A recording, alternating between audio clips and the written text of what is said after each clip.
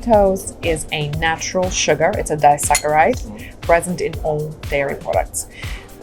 Very frequently, people think that they're lactose intolerant, where they can be intolerant to other components of dairy products, for example, casein, which is a milk protein, or they can be intolerant to other ingredients or other nutrients, but mistakenly think, well, it could be lactose because it's one of the most common allergens out there in modern nutrition.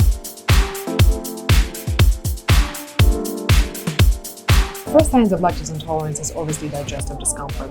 You either have watery stools, or you have very, very big digestive discomfort. You're bloated, you're gassy, you have cramps.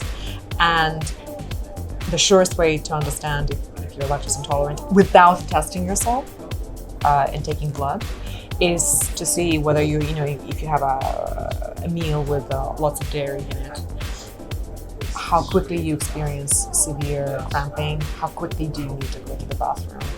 That normally indicates whether or not you are allergic intolerant or there's something else present there in the digestive system. Obviously, I don't think anybody can ignore lactose intolerance long because of the range of symptoms that a patient might experience being lactose intolerant. It's severe digestive discomfort. If every time you have a cup of tea, you have to run to the bathroom, then, you should be probably adding milk to your cup of tea or coffee. Most frequently, people can tolerate things like cheese, yogurt, but they still can't tolerate milk, which is very interesting. Milk typically is higher in carbohydrates than yogurt or cottage cheese or typical cheddar cheese or Gruyere cheese. So that might also be the combination and concentration of nutrients in dairy products. It's not exclusively lactose as well. Again, removing dairy as a result of dairy intolerance or allergy to dairy, I would be very careful because in the end of the day, it's a great food to include for pretty much anyone who wants to maintain their calcium levels, because even though plant-based calcium sources are readily available and there can be rich in calcium, for example, sesame seeds, broccoli and tofu, the absorption rate of calcium that is present in dairy products is much higher than that of vegetarian or vegan source. I don't really see the point in lactose-free milks.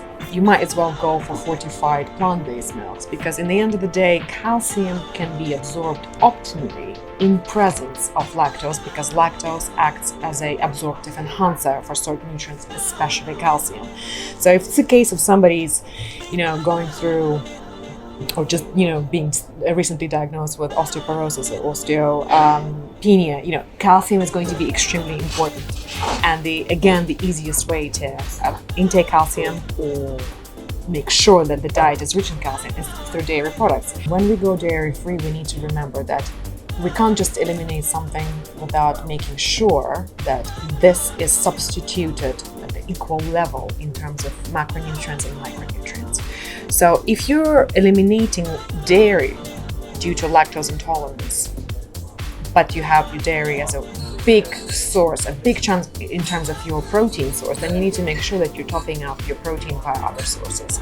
If you're relying on cheese, for example, or yogurt or cottage cheese as the main source of proteins, because a lot of people love cheese and they eat it and it's a fantastic source of protein. But if you decided to go dairy-free, lactose-free, you need to make sure that you are making sure that you are substituting the lacking protein with something else, be it tofu, be it chicken, be it fish, or other sources. Of course, if there's something that you can't be sure of, that you're substituting it in a right amount, then potentially you might want to consider supplementation. If you can't digest protein, for example, casein, which is a protein in dairy, very well, that you might want to consider supplementing with digestive enzymes. If it's the sugars that you are unable to digest, lactose being disaccharide, then again you might want to consider supporting your digestive system via amylase supplementation and the digestive enzyme that helps digestion of carbohydrates. If it's a lactose in particular, then you might want to give yourself, again, it's a trial and error, but it's best to be supervised by a clinician who will say, okay, it's evident that you have got a problem with digestive system here, here, and here, and here, as opposed to just continuously experiment and still not go anywhere.